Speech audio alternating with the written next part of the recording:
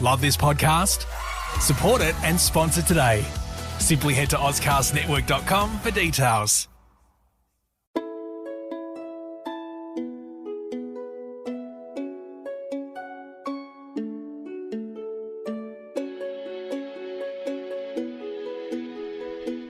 Welcome to Hong Kong Confidential. I'm Jules Hannaford and I'm your host. I'm an Australian woman and I've been living in Hong Kong for many years. I'm a mother, a teacher, an author, and I want to share my wisdom and the wisdom of others with you. Thanks for joining me and I hope you enjoy the show.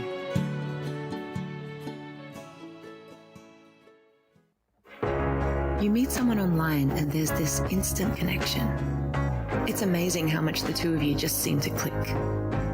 They live somewhere far away and there's some plausible reason they can't travel to meet you. They tell you they're in love with you and you feel optimistic for the first time in a long time. They have a successful career, yet somehow they need money from you to solve a short-term problem, always with the promise of paying you back. Time goes on and they need more money more urgently. You've started to see the cracks and begin to wonder whether they've been lying this whole time. All of a sudden it hits you. You've been scammed. Fool Me Twice is the story of my mother, Jules Hannaford, a woman who was drawn into the dangerous world of sweetheart scams. After a trip overseas to meet a stranger, a dangerous altercation in a Manchester hotel room, and thousands of pounds lost for good, she's here to tell her story. Fool Me Twice, a true crime podcast, is available on Apple Podcasts, Ozcast Network, and anywhere you listen to your podcasts. Today I'm here with Karl Lam. Hi Karl, thank you so much for joining me today. Hi, thank you for having me. You're welcome. Karl, tell me a little bit about yourself and what do you do in Hong Kong? I'm an entrepreneur. I focus mainly on mental health. I focus on helping empower communities with different skills in writing and media. I'm currently actually a senior in high school at German Swiss International School. And so I'm doing a lot of work in the media. I'm doing a lot of work in the press and also, giving back to the local community through the work of mental health. Oh, great. What sort of stuff are you doing in the media? Well, I've started a couple of different sort of side hustles. I first worked in the media when I was about 13 or 14, working at South China Morning Post. Then a couple of years ago, I worked at Time Out magazine. I freelance. I do a lot of contributions to a couple of different sort of blogs like Localize. And I also do work for Hong Kong Hub. And more recently, I'm doing a lot of marketing work. So you'll see a work that I'm doing with Marriott International, the hotel chain, Hotel Icon, another large hotel here in Hong Kong, and a couple of different sort of HR agencies and different sort of companies and clients that I'm working with. That's amazing. That's a lot for you to be doing when you're still a senior in high school. Yeah. How do you balance doing all of that work and managing your studies? I think that balance is something that we're constantly trying to achieve. And I think that's easier said than done. For me, balance is really about finding what I'm truly passionate about and trying to really make everything about me and about my passions and my interests. And sort of from the subjects that I take at school, I really want to make sure that those subjects are subjects that aren't going to be so much of a burden. Those subjects are going to be fun. And also it's important for me to take care of my physical and mental health. So I'm pretty lucky to have sort of an emotional network that supports me, whether that's my friends, my family. We've got counselors, especially at my school as well, that I visit and talk to frequently, but also taking care of my physical health. I love sort of doing yoga, meditation. I swim almost sort of every day. So it's really important for me to set time aside, even if it's just 20 or 30 minutes a day, just to take care and have some sort of me time. How are you so young but yet so wise? Like, did you have some mental health issues that you were dealing with that led you to get this perspective on life? Or is this just something that you know is good for you? Well, I think that in regards to mental health, I suffered a lot from depression. I suffered a lot from anxiety as well. That was just sort of what I dealt with. And also for a long time in my life, I felt very isolated. Sort of isolated in a crowded room. That was sort of the irony that I was dealing with on a daily basis. And so that's sort of what really started my interest in giving back and also speaking about mental health. My interests include public speaking and obviously writing. And so it made sense to spread awareness on mental health just because I think that with mental health, it's something that's so internal. And it's something that, especially here in Hong Kong, where I've lived all my life and where I was raised, there's a tendency, I think, in Chinese culture to sweep things under the rug. And that's why I think it's so important, and using sort of my background and my skills in media and in writing to sort of help break the mold. At least maybe not change lives, but at least help get the conversation going. Oh, fantastic. Good for you. Do you know what it was that made you feel like you were alone in a crowded room? There's no one particular reason. I think there were a plethora of different sort of life events. And I think that that's the case with a lot of, I've spoken to a lot of my peers and people around me who are maybe younger or older than me, maybe they're the same age as me. But I think the general consensus is that whether it's stress, whether it's things going on at home, maybe parents are getting separated or family deaths or divorces going on, I think that just people feeling trapped and also the feeling that you can't speak about your issues, I think that that is sort of really what causes isolation. And I think that when we sort of have this culture where we have to have a stiff upper lip and where we can't really speak about those issues, it becomes a really toxic environment. And I think that really goes hand in hand with isolation. And that's why I think it's so important, especially in a place like Hong Kong, to actually have that sort of open door policy where we can speak freely and openly about these issues. Were you able to talk to your parents about what was going on for you? I think with my parents, I definitely do find a time to communicate my issues in a way that's healthy, but also non-threatening.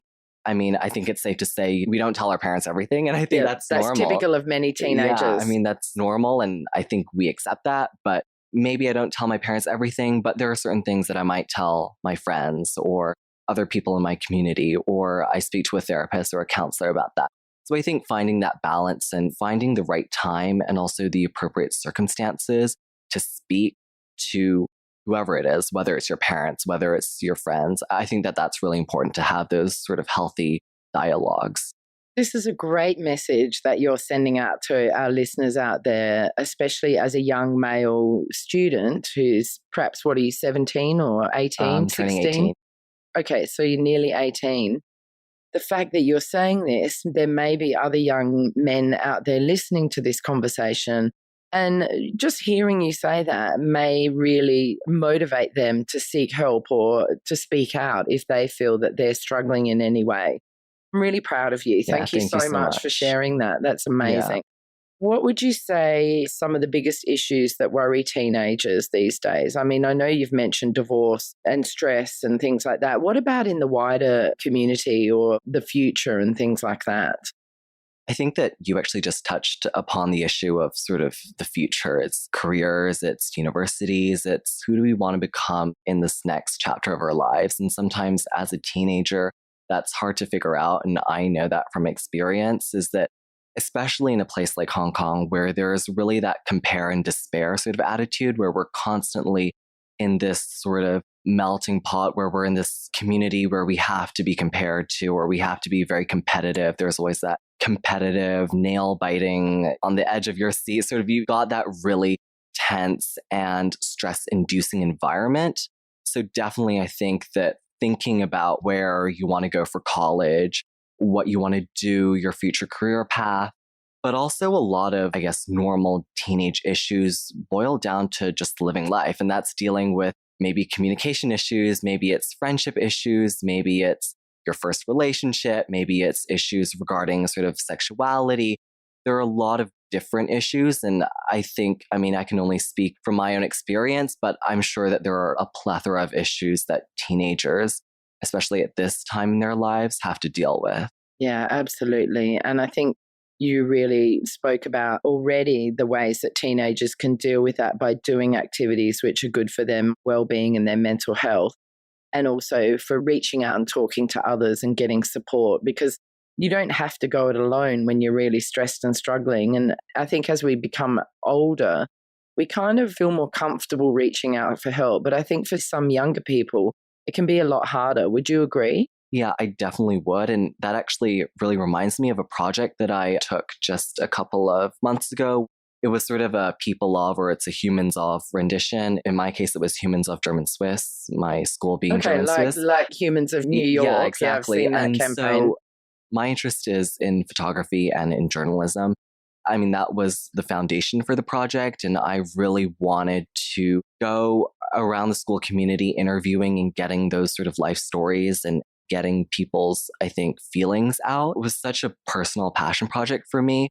But at the same time, I realized that I was really, I think, starting a conversation, starting a dialogue where people could actually feel that there was a community that would listen to them.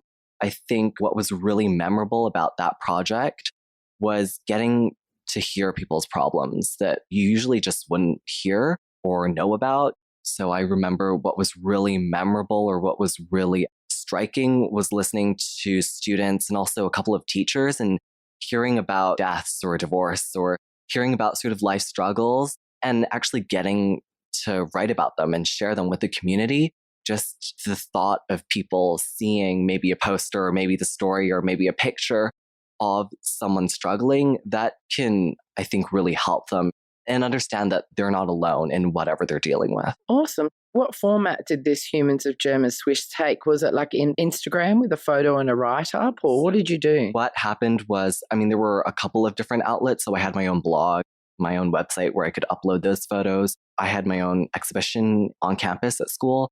Just a couple of months ago, we produced a hardcover, like a coffee table sort of style book, which was distributed to the students. Wow, how impressive. That's great. Tell me one of the most impactful stories that you heard from the Humans of German Swiss. Obviously, you don't need to name the person. Well, I think one story that really sort of stood out to me was a young girl who I hadn't really known before, but I really wanted to get her story, and she shared her struggles with making friends. And I think that that was just so genuine. But I think it's hard for people to admit that, it's hard to make friends. It's hard when you're guarded or when you've got a wall up. And she really shared that side of her. She shared sort of her struggles with social anxiety, her trying to navigate her way through school and through trying to make friends in the classroom. And I thought that was really a genuine sort of story that really stuck with me. Oh, that's lovely. I'm sure that really resonated with many people that saw that story, because it can be really hard when you're a teenager and you feel on the outs a bit and you're unable to make friends. Tell me a bit about writing and what your goals are for being a good writer. I think that for me personally, good writing is about sharing an incredible message. And that message can, for example, be like a CTA, which is in the industry, we call that a call to action.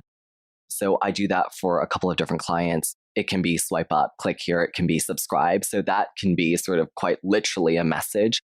But another message could be a message to society. It could be what angle, what pitch are you taking? What do you want to share? What can you do? What can you say? What can you write that can empower people, that can speak to people, that can speak to communities, maybe your own community, but also a community across the world? So I think that for me is what really defines good writing. How did you develop your passion for writing? For me, really, it was I loved English. Not because I loved books. That wasn't why I loved English, but I loved English because for me, it was about being in a small classroom, and we would always push the tables together and form a little sort of roundtable discussion. And we would sort of go off on tangents all the time. And we'd talk about random crazy things. We would talk about, actually just last week, we were talking about sex toy vending machines. We were talking about colonization. We just talk about random things. And I think that slowly but surely, I recognized that it wasn't that we were talking about random things that really interest me. It was hearing about other people's opinions. It was really the people that made it interesting. It was really their opinions. It was really the storytelling that really captivated me. And I think that was sort of what threw me into the media industry. I think that I began taking chances. I'm really proud of myself for taking risks and just saying yes to opportunities. I was a really shy kid growing up. I'm the youngest of 3 kids. So I think that growing up, I felt that I didn't have a voice, or maybe my work or my efforts were being overshadowed by my older siblings. And so especially in the past couple of years, taking risks and really putting myself out there. Sometimes I say yes to being in events or say yes to hosting or doing different things, and I don't know what I'm getting myself into. But I think that that's life, and riding the waves is part of the challenge. Yeah, well said. That's very beautifully put. What are some of your tips and tricks that you would advise for any new budding writers? Well, I always say to sort of different, I think bloggers or freelancers or people who just want to, I think, practice their hand at writing is just the first thing that I would say is find your voice. And that can be through reading different novels. It can be reading other people's articles. I think that that's sort of the easiest way in trying to find yourself, is trying to understand what's out there and then trying to find your distinct voice. And then I think going back to what I said is really trying to find your message. What is it that really interests you? What are your passions? What are you good at? Is it investigating sort of society's, I guess, geopolitical or cultural scene? Is it food and drinks that you're interested in? Is it Hong Kong traditional architecture that you want to photograph or write about or interview different architects in the scene? So I think that for any sort of budding writer, I think that the first step is really finding your niche and your place in the world that you want to dominate. I often also say, start off small, start off easy. You're not going to be the journalist at the New York Times or a CNN correspondent overnight. I think that I often refer a lot of journalists to different blogs. So Localize or Hong Kong Free Press, they accept contributions. You can start your own column at Localize. I'm friends with the editors over there, and they're very open-minded about different people. You don't have to have an impressive resume. You don't have to have had worked in the industry for a long time. You can come in with an email just expressing your interest. I think once you've got that portfolio going, you can really build your own website. You can build your own business. You can build quite a substantial side hustle, as I realized from my personal experience. And I think that that's something that's really powerful. It's a really powerful message, just because I've grown up with people around me who have said that journalism or writing is something that you only do as a hobby. It's something that you only do before bed at night. It's something that you do for yourself, but you're never going to earn money. You're never going to find it fulfilling. And I think that with my initiative, I'm trying to sort of break that misconception, is that you can actually get paid and you can actually find your ground and footing with writing. Yeah, that's absolutely spot on. And I think that it goes back to taking those risks and putting yourself out there and being prepared to put yourself forward. And you might get a no, you might get rejected, but every now and again you might get accepted, and then you build your portfolio and your experience. And you've obviously achieved loads. And I still can't get over the fact that you're still in high school. Like, that's amazing. But let's talk a little bit about grammar and word choice and language when it comes to writing.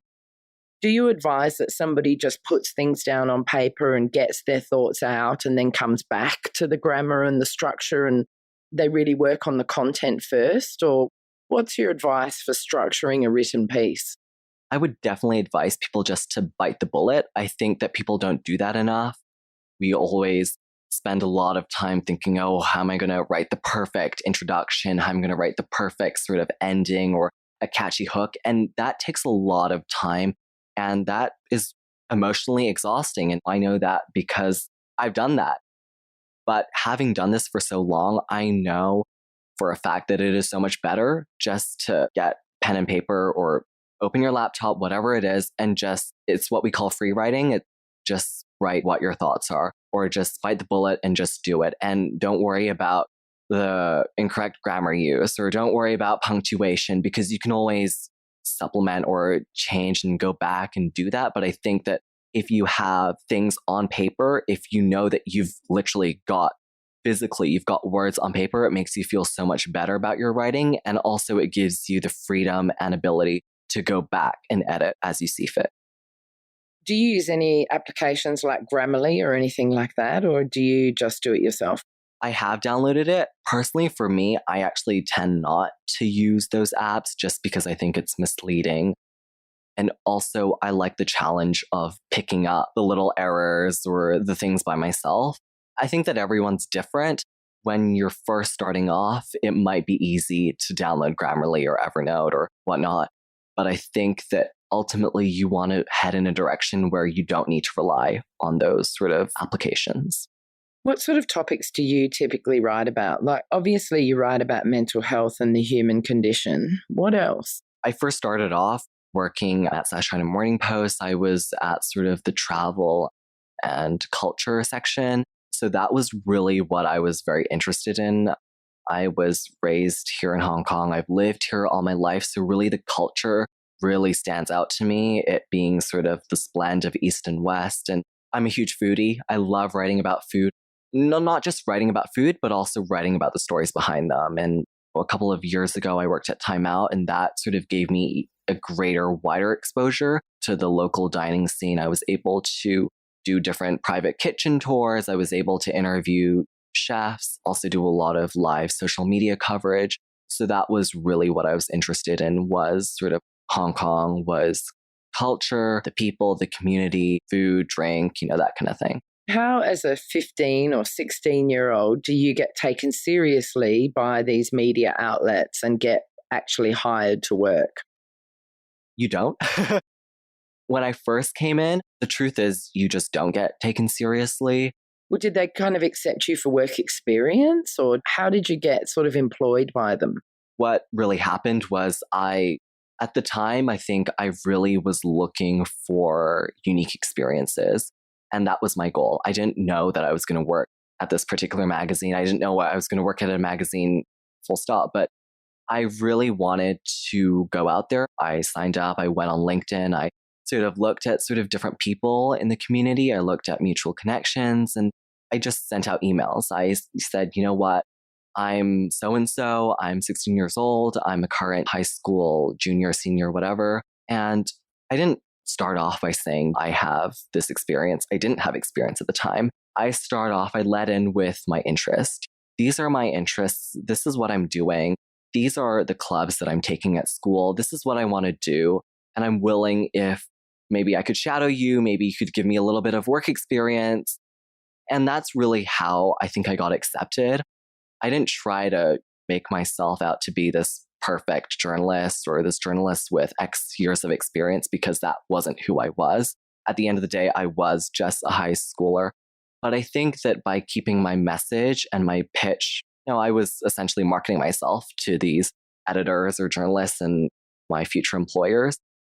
But I think that just keeping your message and what you want, just keeping it really genuine, really helps. Just goes to show that if you take those steps, if you put yourself out there, if you believe in yourself, and you've got to have that self-belief and that confidence, which can be hard as a teenager, then somebody might give you a break. That's really fantastic. How then did you have the confidence to do this? I think that everything sort of it was almost a game of dominoes where everything fit perfectly, where all these different experiences led into another experience, which led into another experience. And going back to what you said, which was really about the importance of risk taking, I think that if you do put yourself out there, you will be rewarded. Maybe it might be awkward at first. Maybe you might have setbacks or challenges at the beginning, but there is something positive that you can get out of this. And I think that for me, it was the most uplifting thing or factor that kept me going. I think definitely were the people. Maybe it was me surrounded in an office with 20 or 30-year-olds. Maybe it was me later down the road speaking to different entrepreneurs, which was part of my initiative. But either way, I've realized that putting yourself out there, you get to meet different people. And Hong Kong is such a small community. The world is so small. Everybody knows everybody. There's always a mutual friend. There's always a mutual connection. And I think that with what I've done, it's really a testament to how important forging meaningful connections are, is that you can actually get something out of it. And for me, it's really about spreading awareness on this issue of mental health. Absolutely. I think that you've really hit on a key point, and something that I really believe is that success in life really is all about relationships and the relationships you forge with people. Karl, how do you deal with rejection or not being accepted or being turned away by people? How do you deal with rejection as a teenager? Well, I remember actually a couple of weeks ago, so I was working on a couple of different partnerships. My initiative, which I'm the founder of, is Live Well, Sell Well, which is really about empowering people with skills and also mental health awareness. I remember I was reaching out to a potential partner, speaking via email. There wasn't sort of a clear-cut rejection, but I could tell that the person at the other end of the line was insinuating that this partnership really wasn't going to work out for whatever reason. Maybe I was too young, maybe my initiative wasn't fully developed. There could be a number of different reasons. And I remember at the time, I was really relying on that partnership. So it was really a letdown. I remember sort of shutting down my laptop and, I was like, you know what, forget it. And I went out for a walk. I came back. And I think that when I came back with a different energy. I came back with, I think this time, more of a positive outlook. I love taking walks. I love walking around my neighborhood. For me, it's therapy. It's clearing my mind. So for me, that's what I do every single time I sort of hit this writer's block or I hit rejection or I hit sort of a setback is I take a walk. Every single time I come back, I realize that I come back way more positive, with a better energy, with a more sort of uplifting sort of energy, and turning that sort of rejection into positive energy, which actually drives and propels me forward. And I think that it makes me that much more determined to excel and do well. Yeah, I think there's something to be said for getting out into nature. Not that nature's necessarily easy to find in Hong Kong if you're living in the middle of the suburbs, but I think definitely changing your scenery when you're feeling rejected or stressed can be very good for your well-being and can be just a great little tip for people to think about if they're in a similar situation. Yeah, absolutely. And I think I also totally believe in acknowledging that you should have some me time. It's okay to indulge in a chocolate bar. It's okay to binge watch whatever reality TV show that you like to watch. It's okay every now and then not to work. It's okay to put work aside and enjoy and relish in the things that you enjoy doing. And I think that a lot of people, especially in this culture, we're so obsessed with work, we're so obsessed with whatever we're doing, that we should have time for ourselves. And it's okay to have time for ourselves. Yeah, absolutely. Karl, do you have a resume or a CV? And how important do you think it is for teenagers to start crafting a CV while they're still at school? I do have a resume. That's purely for sort of practical reasons. It's usually there for employers if I'm approaching a client for work or if I'm trying to back up what I'm saying with actual concrete evidence of my past work experience or things that I've done. I would definitely argue that a resume is to a great extent very important.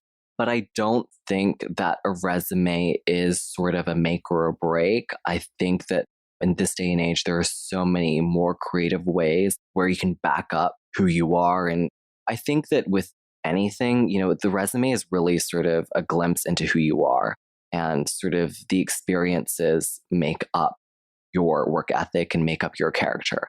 And I think that in this day and age, you can do that and you can demonstrate that through maybe a social media page or through a visual portfolio or through a blog or through any kind of platform or application or thing that is uniquely yours. I think that that can definitely stand or replace a resume. I think that's terrific advice. And I really think that companies in this day and age are looking for people who are innovators. And by sending out a video resume or some digital platform that you've created that tells somebody all about you, then that's going to put you ahead of somebody that has sent in a piece of paper with a typical old style curriculum vitae. Really good advice. Tell me a bit more about your platform, Live Well, Sell Well. What is it and how does it work? Yeah, well, Live Well, Sell Well, it's really my brainchild. It's a one-man show. It's my initiative. It's my side hustle. It's my passions and my interests. And you can tell that just by the name. Live Well is really referencing sort of a life well lived. It's taking care of your physical health. It's taking care of your mental health. Sell Well, on the other hand, is really a reference to the media and marketing work that I'm doing. And so with sort of the Sell Well part of my initiative, it's about empowering and teaching budding writers or young journalists or maybe entrepreneurs or freelancers trying to get their foot in the door and empowering them with skills, insight, knowledge, tips and tricks that I've learned along the way, and to really help those communities sort of find their ground. I always claim that I'm not a professional. I haven't actually worked in the industry, I think, full time, but I have had impressive experiences, if I can say so myself. And, with Live Well, Sell Well, I can't put more emphasis on the word grassroots.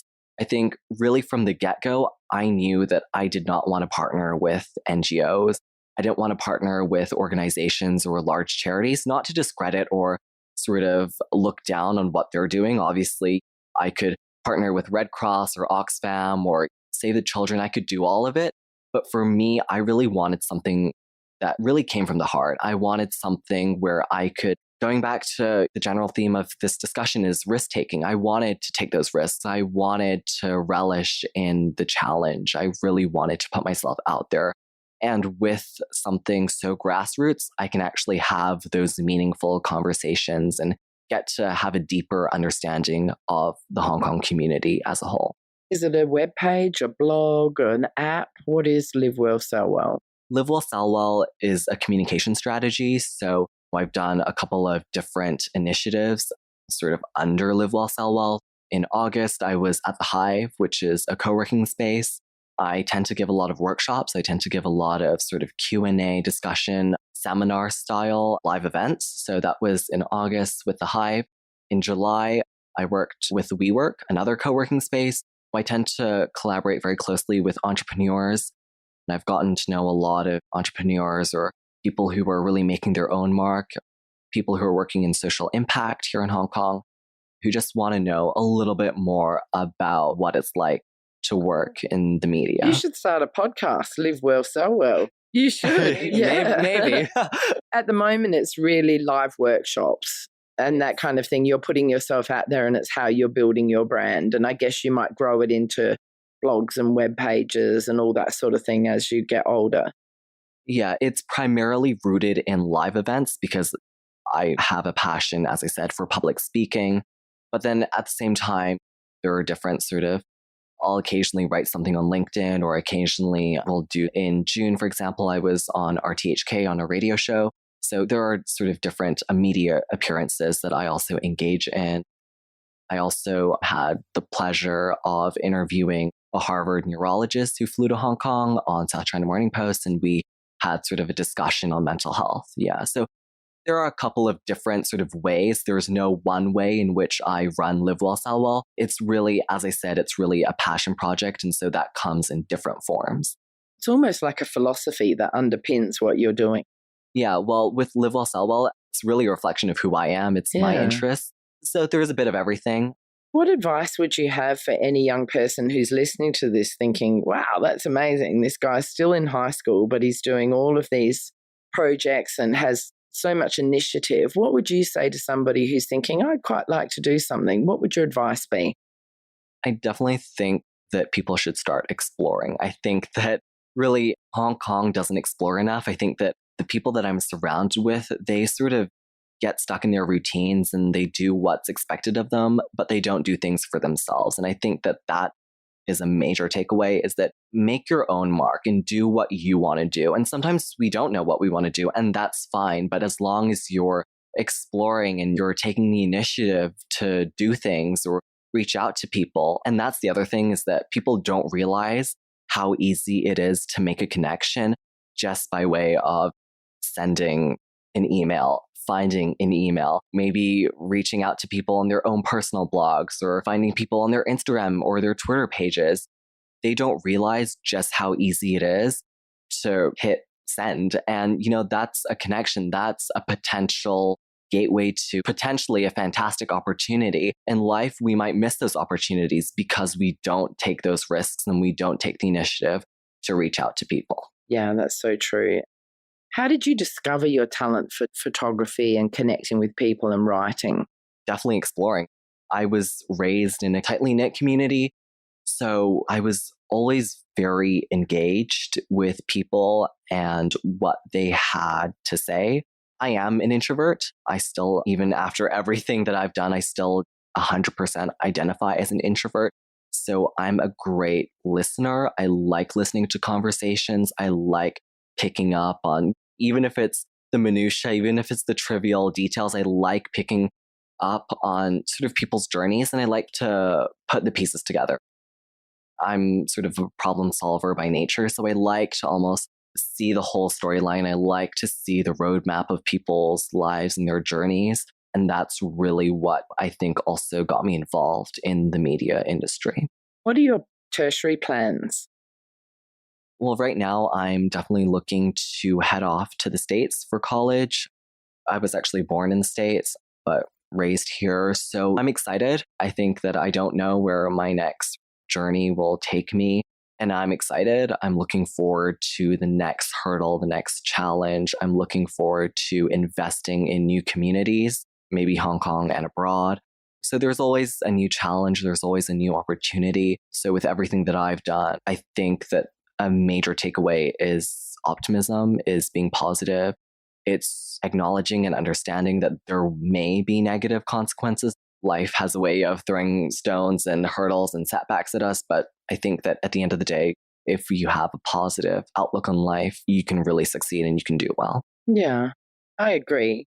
Do you think that you want to go into journalism when you finish university? Is that the path you're thinking of going on? Or I know that when you go to university in the US, you'd start with a general degree. So are you sort of still waiting to see where that will lead you? Or do you know that you want to be a writer or a journalist and move in that area?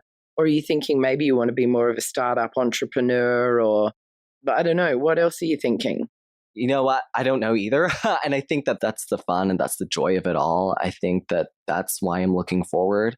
It's really interesting that you're saying that's the joy and the fun of it all. That's a great message as well, because I know there's so many young people out there who feel panicked because they don't know exactly what they want to do. And they've got pressure from parents or teachers saying, what do you want to study? What do you want to be? And it's perfectly fine not to know and to let it unfold. And really, I guess, follow your passions and it will lead you to your career. Yeah, absolutely. It's so funny because I was just in a conversation with a career guidance counselor the other day about this. And we were saying it's fine not to know where you want to be, because the truth of the matter is some of the jobs or some of the career fields, they're yet to be discovered. There's so many different, especially with the prevalence and with technology and social media and whatnot, there are opportunities that we don't even know of as of right now. And so I think that to put so much burden and so much pressure on young kids like myself, I think that that's really unfair. What would be your final message or words that you would like to say before we finish up this interview? I think that for all of our listeners, definitely take risks. I think that we've touched on that topic a lot. Recognize your passion and realize that it's okay if you don't know what your passion is. Half the time I'm talking about media, I'm talking about marketing, I'm talking about working with clients like Marriott or Hotel Icon. But the reality is that's what I like doing now. And that's what I like doing maybe outside of school, but it doesn't define me and it doesn't necessarily put me in a situation where I have to be doing that for the rest of my life. I mean, it's something that I've done to explore whilst I'm still young. It's something that I did as a result of hard work. I think that that's another thing that I would definitely share with people, is that oftentimes when we see successful people, whether that's industry leaders, entrepreneurs, maybe it's a role model that you look up to, maybe it's a teacher, maybe it's your boss, what you see is really the tip of the iceberg. What you see is really a successful person that has perfect clothes, that always knows the right thing to say at the right time, who is really this icon.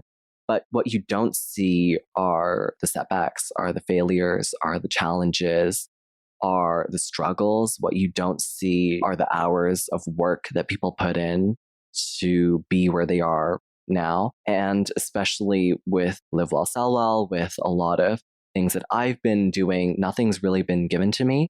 It's always me taking risks. It's always me going out there, exploring, wondering what's around the corner. So that's a major message that I would share with people. Yeah, that's a great takeaway. Karl, we're going to finish up, but what I'm going to do is I'm going to, first of all, ask you how people can get in touch with you if they'd like to contact you. But after that, you're going to choose 4 numbers, 1 to 50, and I'm going to put those answers on my Patreon account. If anybody wants to hear Karl's answers to the 4 secret questions, you can go to patreon.com Hong Kong Confidential, and you will be able to pay $1 a month and listen to Karl's answers to these questions in a minute. Karl, before we do that, how can people get in touch with you if they'd like to hear more about what you're doing, learn more about Live Well, Sell Well, get some writing tips from you, or have you write for their organization in some way? Yeah, so I have my own personal website. It's karllam.webnode.com. And that's really the homepage for, you'll be able to see work that I've been doing. That's also the homepage for Live Well, Sell Well. So if you want to get in touch with potential queries, comments, concerns, you can always reach out to me via my homepage or via my LinkedIn page. That's also my hub for where I post content on mental health, where I post content on Live Well, Sell Well. You can just search Karl Lam on LinkedIn and you'll find me. Awesome. Thank you so much, Karl. And I think you've got wisdom beyond your years. You're clearly an old soul. And I think that it's great to have you here and have a teenager on sharing such great wisdom and really giving such a different perspective on the future for younger people. I think that's really wonderful. So thanks for coming on Hong Kong Confidential. Thank you for having me. It's my pleasure. Okay, great. Listeners, thank you very much. If you've loved this podcast, please share it with others. If you could go and rate and review us on iTunes, that would be amazing. And if you want to hear Karl's answers to the 4 Patreon questions, please go to patreon.com. Thank you very much. Hi, Confidants. I want to tell you about my Patreon page. I've joined Patreon in the hope of getting sponsorship for my Hong Kong Confidential podcast. Patreon is a great way for my listeners to get on board and sponsor me with monthly payments, and that goes towards my production costs and rewards for my members. If you're interested in checking out my Patreon page, please go to patreon.com and search up Jules Hannaford or Hong Kong Confidential. I would really appreciate you visiting my page.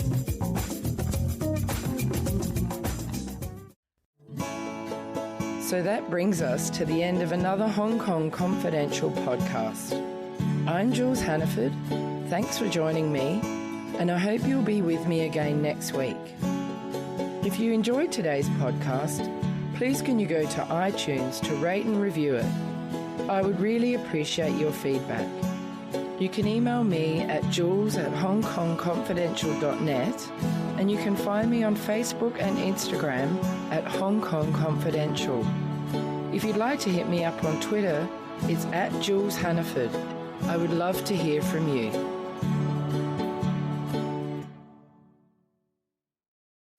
Love this podcast? Support it and sponsor today. Simply head to ozcastnetwork.com for details.